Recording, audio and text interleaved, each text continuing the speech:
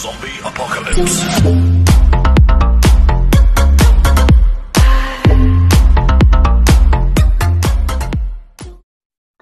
Hello, Mrs. K ulit ito.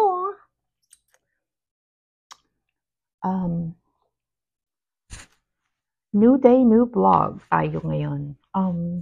Tagal ko nang hinihiling kay Nakmay na gawin niya to. So, sabi niya, hindi niya nagagawa. So, tayo ngayon ang gagawa. Kasi talaga, kinikrave ko na. So, gagawa tayo ng, hulaan nyo. Ito ang ingredients natin. Dry milk, 4 cups yan. Tapos, isang can ng condensed milk. Iko-combine natin dito. So, alam niyo na kung ano yan, di ba? Ang pastillas. Ayan. Si Mr. K, nakastambay lang dyan. Ayan. Siguro nakikita niyo na ako. So, anyway. Ay, naku. Dumikit yung ano. The best can opener ever. Napaka ano. Bibili tayo nito. Dito, syempre, ito sa US. Pupush mo lang, wala ka ng anong, and it comes out. Ganyan, wala kang kagalos-galos. Anyway, combine na natin ang ating condensed milk sa ating dry milk. This is actually non-fat dry milk. So, healthy siya ng konti, no? Nilalagyan pa ba ito ng butter, honey? Di na. Meron siguro. Ha? Meron. I-search mo nga, mag-search ka nga ng pastillas recipe. Basta nakita ko lang ay dry milk. Pero I think may butter, kung hindi ako nagkakamali. So, ilalagay na natin ang ating ano. Ayan.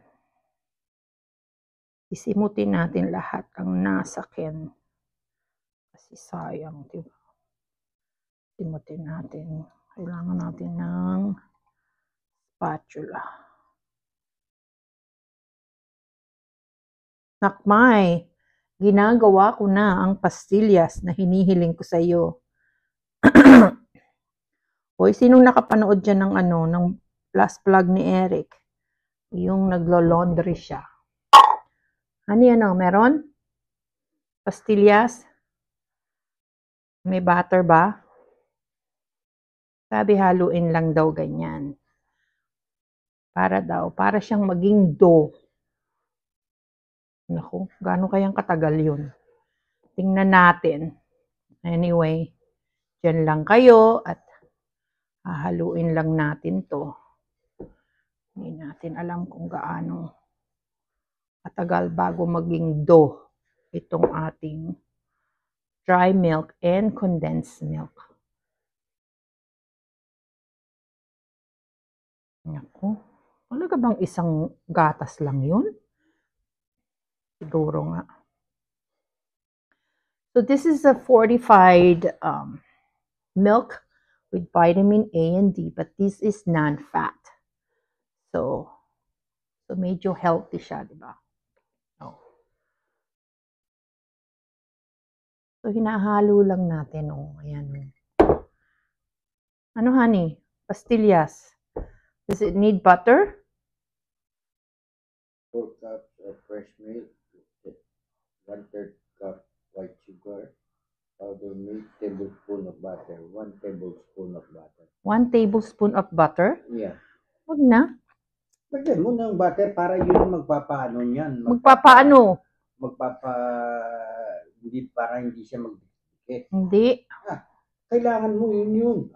Maniwala to. Mamaya O, kumuha ka ng butter. Kuha mo ako ng, magkano? 1 tablespoon. Okay. Sa 4 cups of Ikaw kumuha. sa 4 cups Kakamayin ko na. Maglalagay tayo ng guantes. Para hindi didikit sa ating mga fingers at sa ating mga nails. Huwag naman madami. 1 tablespoon lang. Thank you. Maglalagay tayo ng guantes. Turn off the heat. No. Ganito lang yan. Oh, ito na, naka-gloves na tayo. Hindi mo kasi tinunaw yung butter.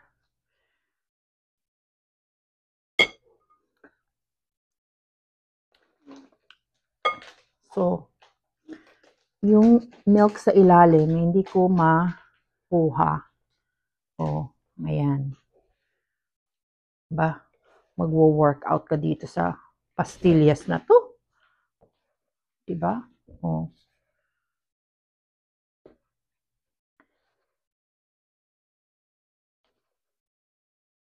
Ang hirap pala nito. Well, kailangan magtiis kasi gusto mong kumain. Ikaw ang gagawa. Diba?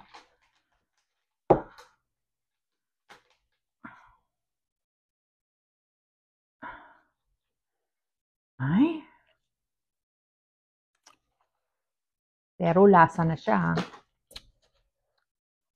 Ano kaya magandang i-ano nito, honey? Ipanloob. Filling. Tama na yan. Ha? Walang filling? Na. Feelings. Nothing more than feelings. Diyos ko, ang hirap pala nito, guys. Tingnan naman. Oh, ay.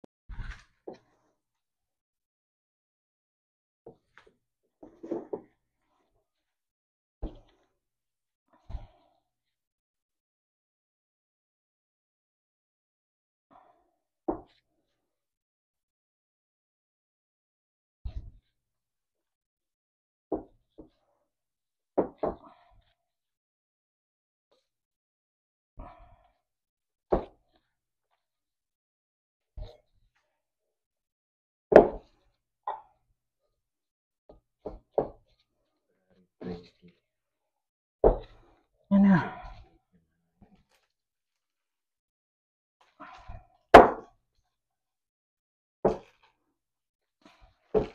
Bukayo. What's bukayo? Ano po yan? Bukayo. Ay, coconut yan eh.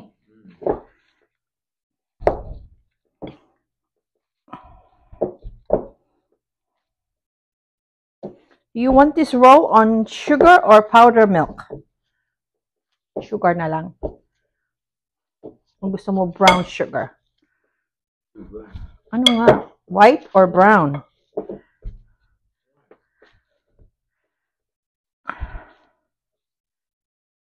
Ha?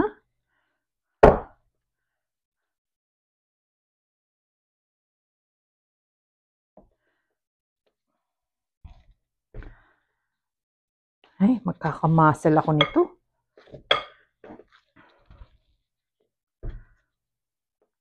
Ano ilalagay nating filling? Honey, wala tayong ube. Sarap sana ube.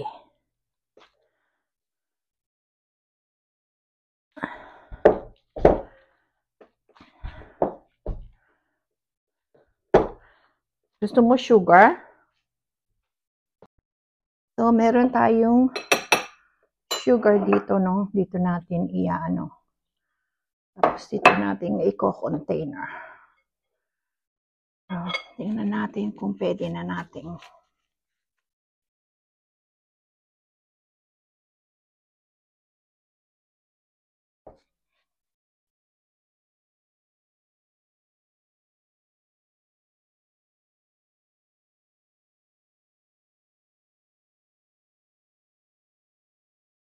Ayan na!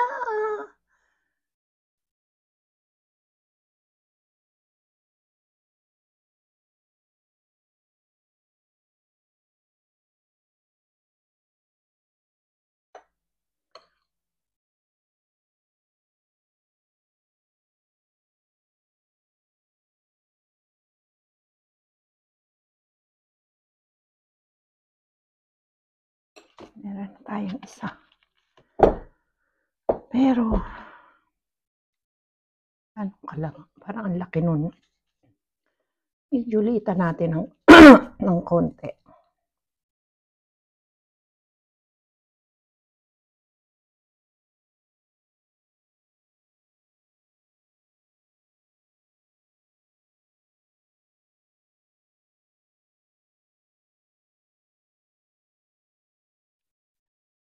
So, ayan. Ano lang tayo, no?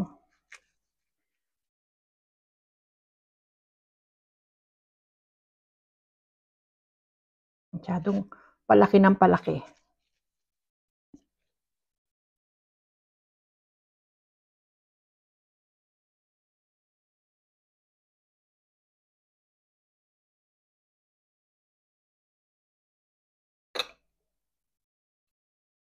Parang palaki ng palaki yung ating pastillas. Oh, di ba? Oh.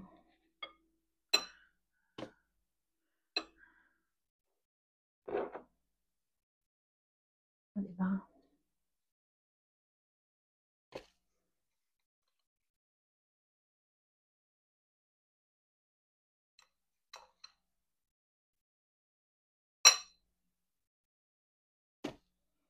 Meron na tayong 4 na nagawa. So, dyan lang kayo. Alisin ko na yung gloves kasi nahirapan ako. So, kakamayin na lang natin.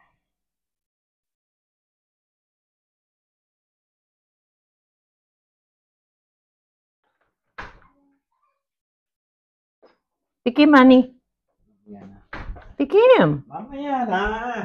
Para malaman ko kung matamis.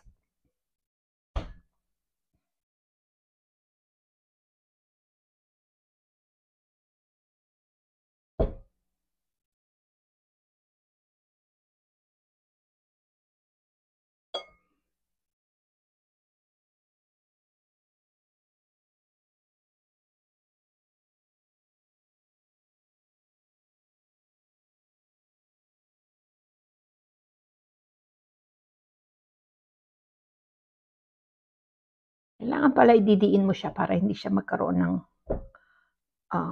what you call that? Crack, no? Dapat pala may timbangan para alam mo kung ilan. Pero pangkain lang naman to, hindi naman itong pambenta. Ako lang naman kakain yan, tsaka si Mr. K. So, okay lang siguro. Na maliit, malaki, no?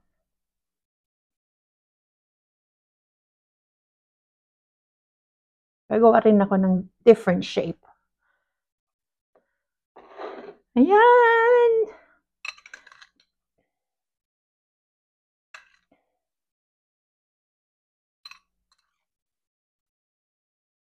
At mag-order din tayo ng ng wrapper.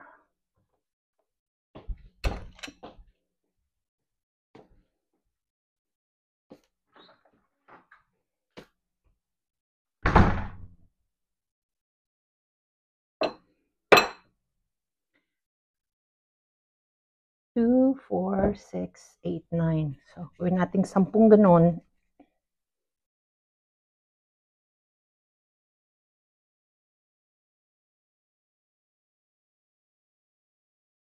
Yun yung 10. Ito yung pang 10. Oh, di ba? 10 na yan. So, itabi natin dito. 2, 4, 6, 8, 10. Dito kaya. Ang laki nitong isa. Okay. Yan. Ngayon, gagawa tayo ng ibang shape. Meron tayong nakitang shape na yung ganito. Ay, ano ba yun? Bibilog muna. Bibilugin mo muna. Tapos saka mo siya i-roll-yo. Ay, ba yan? Pangit.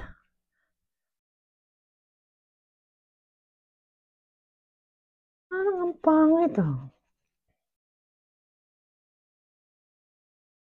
Parang maganda ata, ano lang. Parang maganda lang ang bilog. Bilog na lang. Ako na pag-aaralan yung ganun shape.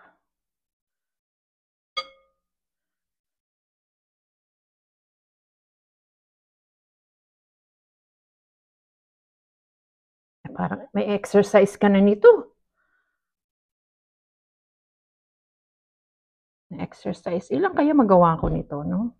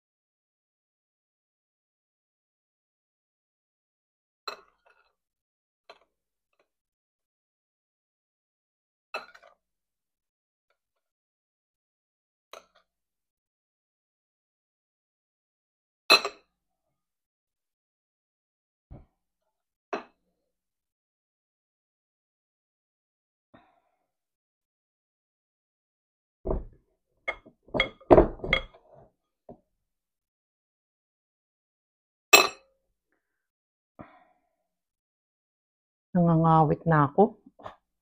Ba yan?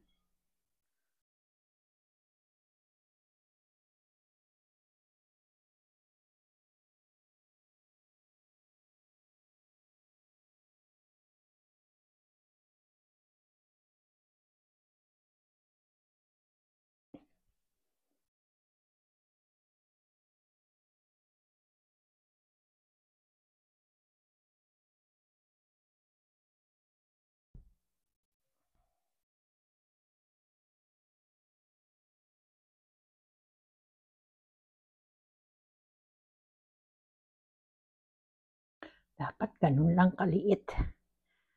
Pero, like I said, kakainin lang naman natin to. Okay lang. Medyo mapalaki.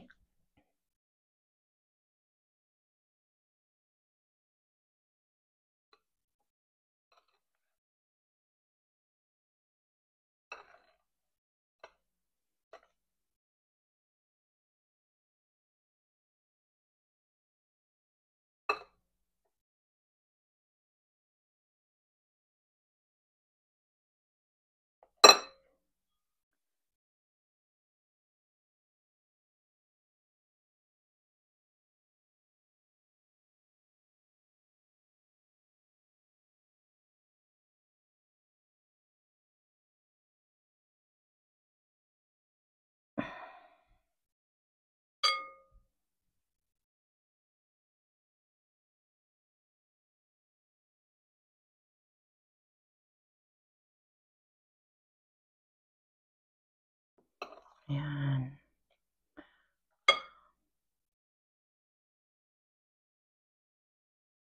So, ayan. Naka-20 na tayo, no? Bilis. Pero ngawit na yung arms ko.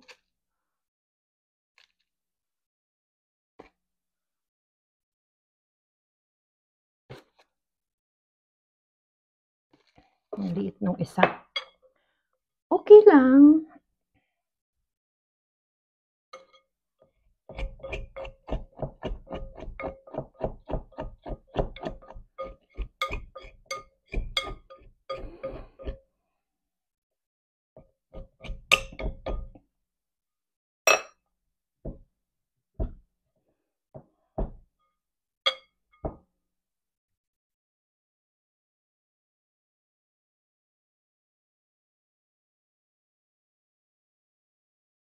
One.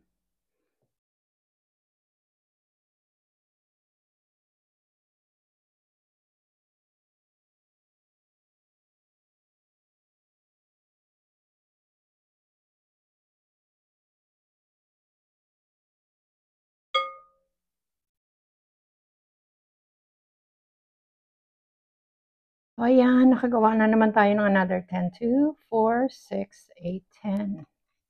No, hirap pala nito. So, ngayon may respeto na ako sa mga nagawa ng pastillas. Dali yung ingredients, pero to form this to a perfect ball, ay nako, ihuhulma mo siya with your bare hands. So, mahirap gawin. Kaya kung medyo mahal sila ng konti, huwag na tayo magreklamo, no? Kasi I don't know kung gagawin ko to ulit or what. Kasi ang hirap ano yun. Ang sakit na ng braso ko at kilikili ko. Ang hirap niyang gawin, ha. Paano pa kaya kung yung hinuhulman nilang mahaba? Ako nahihirapan na ako sa bilog. Yung pa kayang mahaba. I try yung mahaba. Hindi ko magawa, no? Ito nga, oh. Hihuhulma mo talaga ng wala siyang crack, no? Kailangan wala siyang crack. So, ang hirap. A perfect ball is like very difficult. Di ba? So, yeah, hindi ko alam kung ako'y gagawa o to ulit or what. Hindi natin masabi. Pero, para sa akin, bibili na lang ako. Pero, yun nga lang, alam mong ikaw ang gumawa, no? Alam mong anong ingredients na talagang anong laman yan, no? Versus na, syempre, conforme sa nagawa. Kung kilala natin at nakita natin ang paggawa niyan.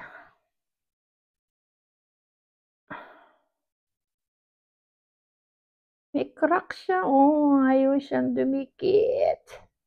Bakit ayaw mong dumikit? Nagka-crack siya.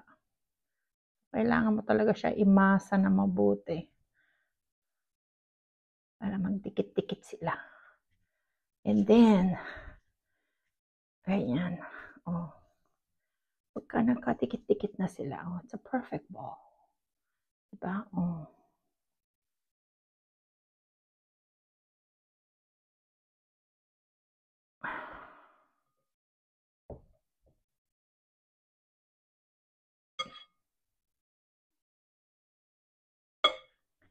Mamasa mo talaga siya. You really have to massage them all together and then form it into a ball.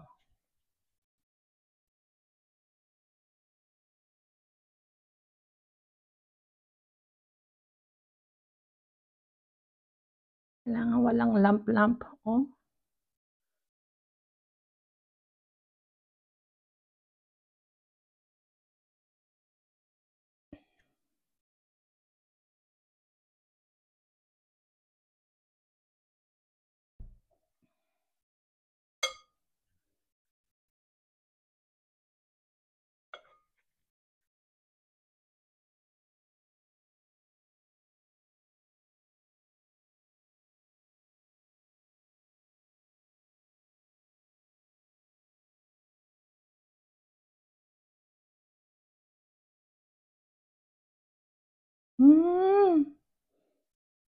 They're cracking together. Come on, there's a crack. Better not crack.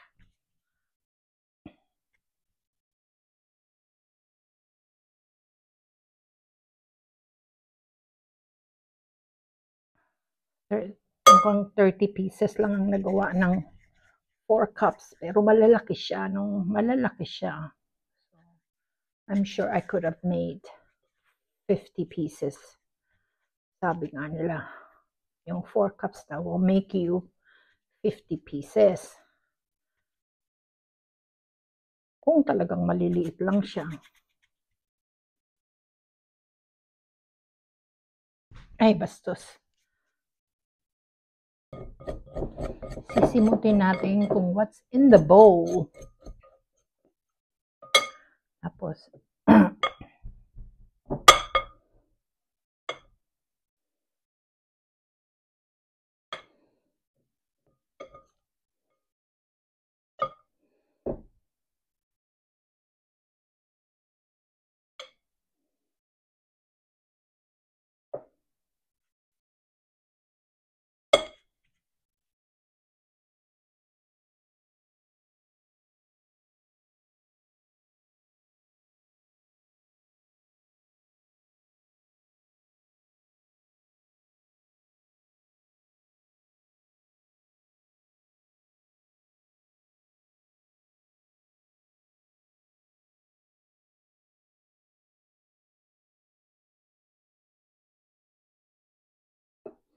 Yan.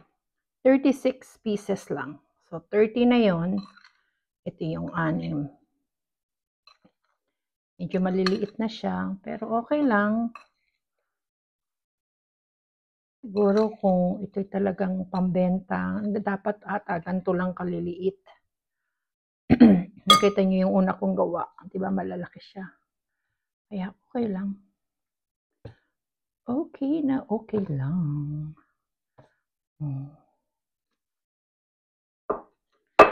Ayan ang ating pastillas ala Mrs. K. O, di ba? Maraming salamat po sa inyong panonood. Thank you very much. At I'll see you on my next vlog. Salamat po. Medyo maigi na tayo, no? Vitamin C pa rin tayo, you know, to improve our immune system. At syempre, tingin nyo ang ating inom ng panghika para hindi tayo kain. So anyway, so I'll see you on my next vlog. Thank you po. Peace out.